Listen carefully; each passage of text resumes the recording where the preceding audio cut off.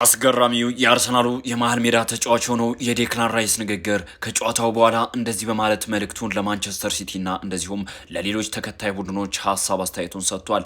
አንተ የሌሎችን ቡድን ነጥብ መጣል የምትፈልግ የማንቸስተር ሲቲን ጨዋታ የምትመለከት ወይም ደግሞ የአስቶን ቪላን ጨዋታ ትመለከታለህ ሆይ ነጥብ እንዲጥሉስ ትፈልጋለህ ሆይ ተብሎ ሲጠየቅ ዴክላን ራይስ እንደዚህ በማለት ምላሹን ሰጥቷል። ይህ ጥያቄ የሚጠየቁት እነሱ ነበሩ። ምክንያቱም እኔ ያለሁበት ቡድንና የኔው ቡድን ፕሪሚየር ሊጉን በሰባት ነጥብ ልዩነት እየመራ ይገኛል። ስለዚህ እኛ ነጥብ እንድንጥል ይማጸናሉ እንጂ እነሱ ነጥብ እንዲጥሉ የምንማጸን አይደለንም። ምክንያቱም ፕሪሚየር ሊጉን እየመራን ያለነው እኛ ነን። እኛ እያንዳንዱን ጨዋታ በራሳችን እጅ ነው ያለው። ስለዚህ እያንዳንዱን ጨዋታ የምናሸንፍ ከሆነ የማንንም ውጤት እንደማንጠብቅ እናንተ ራሳችሁ ታውቁታላችሁ።